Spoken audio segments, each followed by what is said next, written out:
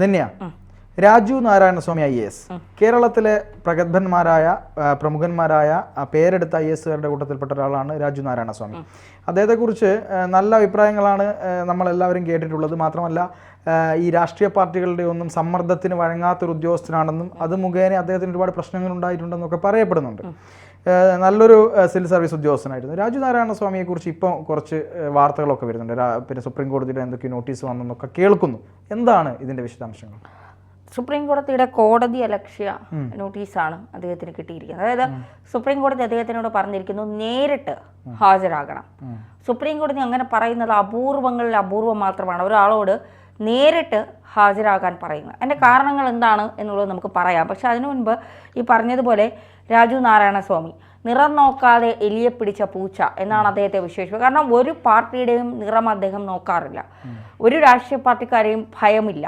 അദ്ദേഹം ചെയ്യാനുള്ള കാര്യങ്ങൾ കൃത്യമായി ചെയ്യും. സർവീസിൽ അദ്ദേഹത്തെ അങ്ങനെ പറയാൻ നമുക്ക് കാര്യങ്ങളൊന്നും തന്നെ ഇല്ല. 22 വർഷങ്ങൾക്കിടെ 20 ട്രാൻസ്ഫറുകൾ, ശരാശരി കണക്കാക്കിയാൽ ഒരു തസ്തികയിൽ 13 മാസം മാത്രം. ഇന്ത്യൻ സിവിൽ സർവീസ് പരീക്ഷ 1ാം റാങ്കോടെ പാസ്സായ ചങ്ങനാശ്ശേരിക്കാരൻ രാജു നാരായണസ്വാമി IASന്റെ ട്രാക്ക് റെക്കോർഡാണിത്. ഈ സ്ഥാനമാറ്റങ്ങളിൽ ഒന്നുപോലും കൃത്യവിലോപത്തിൻ്റെയോ ക്രമക്കേടിൻ്റെയോ പേരിലല്ല എന്നുകൂടി ചേർത്താൽ രാജു നാരായണസ്വാമി ആരാണ് എന്നറിയാൻ നമുക്ക് കഴിയും. VS സർക്കാരിൻ്റെ കാലത്ത് മൂന്നാറിലെ കയ്യേറ്റം ഒഴിപ്പിക്കൽ ദൗത്യത്തിൻ്റെ കാലത്താണ് രാജു നാരായണസ്വാമി എന്ന പേര് ഏറ്റവും കൂടുതൽ തവണ കേരളത്തിൽ ഉയർന്നു കേട്ടത്. നിറം നോക്കാതെ എലിയെ പിടിക്കുന്ന പൂച്ച എന്ന് മുഖ്യമന്ത്രി വിശേഷിപ്പിച്ച രാജു അന്ന് ഇടുക്കി കളക്ടറായിരുന്നു. 2007 ഇടുക്കി കളക്ടറായിരുന്ന സമയത്ത് തന്നെ രാജു നടത്തിയ അന്വേഷണത്തെ തുടർന്ന് പൊതുമരാമത്ത് വകുപ്പ് മന്ത്രി TU കുരുവിളയ്ക്ക് രാജിവെക്കേണ്ടി വന്നു. ഒരു IAS ഉദ്യോഗസ്ഥന്റെ റിപ്പോർട്ടിനെ തുടർന്ന് മന്ത്രി രാജിവെക്കുന്നത് രാജ്യത്തിന്റെ ചരിത്രത്തിൽ ആദ്യമായിട്ടായിരുന്നു. മുൻ മന്ത്രി PJ ജോസഫിനും ബന്ധുക്കൾക്കും അനധികൃത ഭൂമിയുണ്ടെന്ന ആരോപണത്തിന് മേലും അന്വേഷണം നടത്തിയിരുന്നു. ഇടുക്കി അടക്കം 5 ജില്ലകളിലാണ് രാജു നാരായണസ്വാമി കളക്ടറായി സേവനം അനുഷ്ഠിച്ചത്. സിവിൽ സപ്ലൈസ് വകുപ്പിൽ കമ്മീഷണറായിരിക്കെ സ്ഥാനത്ത് നിന്ന് നീക്കം ചെയ്തു. വകുപ്പിന് കീഴിൽ നടന്ന വലിയൊരു അഴിമതി വെളിച്ചത്ത് കൊണ്ടുവരാൻ നടപടി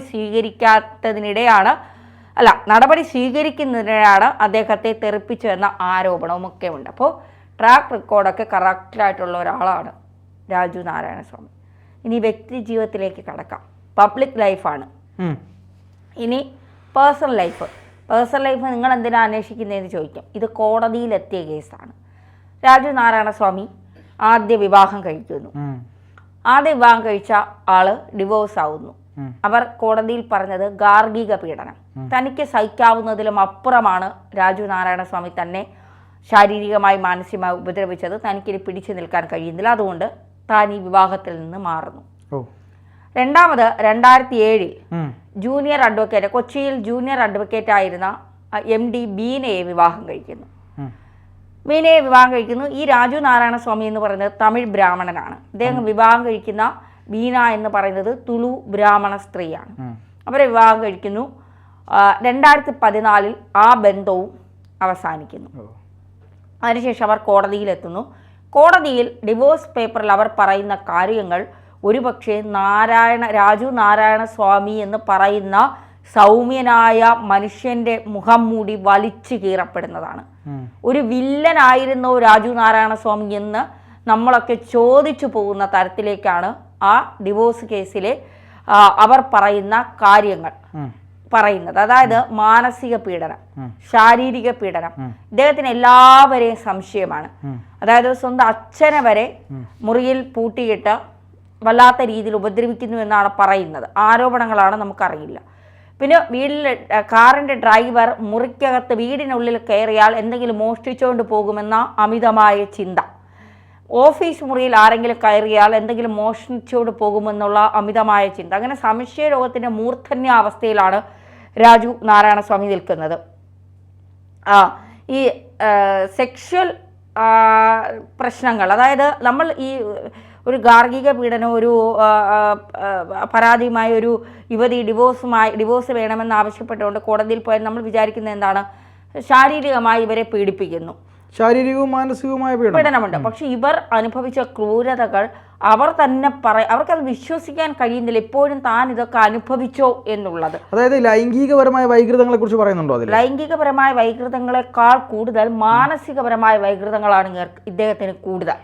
ഏതൊക്കെ തരത്തിൽ ഒരു സ്ത്രീയെ ഒരു IAS ഉദ്യോഗസ്ഥനാണ്, അതും 1991 ഫസ്റ്റ് റാങ്കോട് കൂടി IAS പാസ്സായ ഒരു മനുഷ്യനാണ്. പഠിച്ച എല്ലായിടത്തും റാങ്ക് വാങ്ങി വന്ന ഒരാളിൻ്റെ മനസ്സിൽ ഇത്ര ക്രൂവലിറ്റി ഉണ്ട് എന്നുള്ളത് നമ്മളെയൊക്കെ അതിശയിപ്പിക്കുന്നവരാണ്. പാർത്തർ ശ്രദ്ധിച്ചിട്ടുണ്ട്, ഈ 1ാം റാങ്ക് 2ാം റാങ്കുമൊക്കെ കൊടുക്കുന്നവൻ റാങ്ക് വാങ്ങിയവനാണോ? അതെ, ചോദ്യമാണ്. അത് ചോദ്യമല്ലേ. നമുക്ക് 1ാം റാങ്ക് 2ാം റാങ്കും ഒക്കെ കിട്ടും. നമുക്ക് ഈ തരുന്ന ഇപ്പൊ പാർത്തൻ എൻ്റെ സാറാണ്. പാർത്തൻ ഏറ്റവും മോശമായ വിദ്യാർത്ഥിയായിരിക്കും ചിലപ്പോൾ 10ാം ക്ലാസ് വരെ. അത് കഴിഞ്ഞ് +1 +2 അരസ്റ്റിച്ച് ജയിച്ചു കാണും. ഡിഗ്രിക്ക് ഏതെങ്കിലും ഒരു സബ്ജക്റ്റ് എടുത്ത് ഡിഗ്രി എങ്ങനെയൊക്കെ പാസ്സായി കാണും. പിന്നെ ടീച്ചർ എഡ്യൂക്കേഷൻ കോഴ്സിന് B.Ed. അത് കഴിഞ്ഞ് കുറച്ച് പൈസ ഉണ്ടെങ്കിൽ ഏതെങ്കിലും സ്കൂളിൽ കയറും. പാർത്തൻ്റെ ഒരു ആവറേജ് സ്റ്റുഡൻ്റ് ആയിരുന്നു. ആ പാർത്തനാണ് സാറായത്. ഞാൻ ക്ലാസ്സിൽ പഠിക്കുന്ന നമ്പർ 1 സ്റ്റുഡൻ്റ് ആണ്. ആവറേജ് സ്റ്റുഡൻ്റായ പാർത്തനാണ് എന്നെ നമ്പർ 1 എന്നെ റാങ്കുകാരനാക്കിയത് എൻ്റെ പഠിത്തത്തിൻ്റെ ഇത്. അപ്പോൾ റാങ്ക് കൊടുക്കുന്നവൻ നമ്പർ 1 ആണോ? അല്ല, റാങ്ക് വാങ്ങുന്നവൻ. അപ്പോൾ മാനസികാവസ്ഥകൾ തമ്മിൽ ഒരുപാട് വ്യത്യാസമുണ്ട് എന്നുള്ളതാണ്. പഠിച്ച സ്ഥലങ്ങളിലെല്ലാം റാങ്കാണ്, പക്ഷേ കയ്യിലിരിപ്പ് എത്രത്തോളം മോശമാക്കാൻ കഴിയുമോ അത്രത്തോളം മോശമാണ്. അല്ല, അതിൽ വേറൊരു കാര്യം കൂടെ ഉണ്ട്. എന്താണെന്ന് വെച്ചാൽ ഈ റാങ്ക് വാങ്ങിയത് കൊണ്ടോ നല്ല IAS ഉദ്യോഗസ്ഥനായതുകൊണ്ടോ പ്രൊഫഷണലി അയാളൊരു മികച്ച വ്യക്തി ആയതുകൊണ്ട് അല്ലെങ്കിൽ മികച്ച ഒരു തൻ്റെ സ്ഥാനത്തോട് കൂറ് പുലർത്തുന്ന ആളായതുകൊണ്ട് അദ്ദേഹം പേഴ്സണൽ ലൈഫിൽ നന്നാവണമെന്നില്ല. അദ്ദേഹത്തിൻ്റെ പേഴ്സണൽ ലൈഫിൽ അദ്ദേഹം എല്ലാ കാര്യങ്ങളും ചിന്തിച്ചുകൊണ്ട് പെരുമാറുന്ന ആളാവണമെന്നില്ല. ഇത് പലപ്പോഴും സംഭവിക്കുന്ന ഒരു കാര്യമാണ്.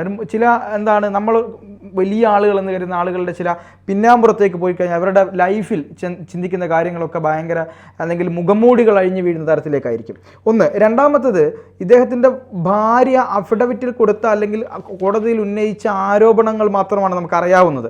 ഈ വിവാഹമോചന കേസുകളിൽ മിക്കവാറും സ്ത്രീകൾ കേസ് കൊടുക്കുമ്പോൾ അല്ലെങ്കിൽ പുരുഷന്മാർ കൊടുക്കുമ്പോഴൊക്കെ അതിൽ വക്കീലന്മാർ ആഡ് ചെയ്ത് കൊടുക്കാറുണ്ട്. അദ്ദേഹത്തിൻ്റെ ഒരാളുടെ പ്രശ്നം പെട്ടെന്ന് തന്നെ നമുക്ക് ഒരു ഡിവോഴ്സ് കിട്ടാൻ വേണ്ടി കൂടുതൽ ആരോപണങ്ങൾ ഉന്നയിക്കാറുണ്ട്. പ്രത്യേകിച്ച് ഒരു IAS ഉദ്യോഗസ്ഥനാകുന്ന സമയത്ത് അദ്ദേഹത്തിൻ്റെ കേസ് കുറച്ചും കൂടെ അദ്ദേഹത്തിന് നല്ല ബന്ധങ്ങളുണ്ട്. അതെ, കേസിന് ബലം കിട്ടാൻ വേണ്ടി നല്ല ആരോപണങ്ങൾ ഇപ്പം ഈ പറഞ്ഞ കേസുകളിൽ 2 എണ്ണമാണ് അദ്ദേഹത്തിനുള്ളതെങ്കിൽ അതൊരു 2ഓ 3ഓ എണ്ണം കൂടെ ആഡ് ചെയ്തിട്ട് വളരെ കൃത്യമായ കണ്ണിങ്ങായി പ്ലാൻ ചെയ്തുകൊണ്ട് ഒരു മികച്ച ഒരു വക്കീലിന് അഡ്വക്കേറ്റിന് പ്ലാൻ ചെയ്യാൻ കഴിയും. പിന്നെ ഈ പറയുന്ന സ്ത്രീ ഒരു അഡ്വക്കേറ്റ് കൂടിയാണെങ്കിൽ അവർക്ക് കൃത്യമായിട്ട് അറിയാം ഏത് വഴിയിലൂടെ പോയാലാണ് ഈ കേസിനെ മുന്നോട്ട് കൊണ്ടുപോകാൻ കഴിയുക. മുൻപ് ഒരു ഡിവോഴ്സ് വാങ്ങിയ ആളാണ്. അദ്ദേഹത്തിൻ്റെ ഒരു നെഗറ്റീവ് പോയിന്റ് ആണത്. വീണ്ടും ഡിവോഴ്സ് എന്ന് പറഞ്ഞ് കോടതിയിലേക്ക് പോകുമ്പോൾ കോടതിക്കും സംശയങ്ങളുണ്ടാവും. തീർച്ചയായിട്ടും. അപ്പോൾ അതൊരു കാര്യമാണ്. ശരിയായിരിക്കാം, അതിന്റെ വിഷയങ്ങളൊന്നും നമുക്കറിയില്ല. നമുക്കറിയില്ല. അത് രാജനാരായണ സ്വാമിയാണ് വ്യക്തമാക്കേണ്ടത്. കാരണം അദ്ദേഹത്തിനെതിരെ അദ്ദേഹത്തിന്റെ പേഴ്സണൽ ലൈഫിൽ ഇത്രയത്ര അലിഗേഷൻ അദ്ദേഹത്തിനെതിരെ ഉയർന്നു വന്നിട്ടുണ്ടെങ്കിൽ അത് പൊതുജനത്തെ ബോധ്യപ്പെടുത്തേണ്ട കടമ അദ്ദേഹത്തിനുണ്ട് എന്നുള്ളതാണ്. ഇവിടെ അദ്ദേഹത്തിന് കോമ്പൻസേഷനോ ഭാര്യയ്ക്ക് ചിലവിനോ ഒന്നും അദ്ദേഹം കൊടുത്തിട്ടില്ല. അപ്പോൾ എല്ലാം കൂടി കണക്കാക്കി കോടതി 27,05,000 രൂപ കൊടുക്കണം എന്ന് പറഞ്ഞു. ഇദ്ദേഹം അത് കൊടുത്തില്ല. അതിനുശേഷം ഹൈക്കോടതി പറഞ്ഞു 10 ലക്ഷം രൂപ ഉടനടി കെട്ടിവെക്കണം. ഇദ്ദേഹം അതും ചെയ്തില്ല. അതുകൊണ്ടാണ് കോടതി അലക്ഷ്യ നടപടികളും കോടതി ഇപ്പോൾ ഇദ്ദേഹത്തെ നേരിട്ട് ഹാജരാവാൻ ആവശ്യപ്പെട്ടു. എന്തായാലും ഈ IAS ഉദ്യോഗസ്ഥരുടെയൊക്കെ ജീവിതം, ഈ ജോലിക്കിടയിലെ പിരിമുറുക്കമാണ് ഇവരുടെയൊക്കെ കുടുംബജീവിതങ്ങൾ പലതും ഇങ്ങനെ പോകുന്നത്. ഇപ്പോൾ IAS ഉദ്യോഗസ്ഥരുടെ ഒരു നീണ്ട നിര തന്നെ പ്രശ്നങ്ങളിൽ ഏർപ്പെടുന്നത് നമ്മൾ കണ്ടിട്ടുണ്ട്. കളക്ടർ ഗോപാലകൃഷ്ണനൊക്കെ ഇങ്ങനെ നീണ്ട നിരയിൽപ്പെടുന്നത്. എന്തായാലും ശ്രീറാം വെങ്കിട്ടറാം എന്തായാലും രാജു നാരായണ സ്വാമിക്ക് എതിരെ വന്ന ആരോപണങ്ങൾ എത്രത്തോളം ശരിയാണെന്ന് നമുക്കറിയില്ല.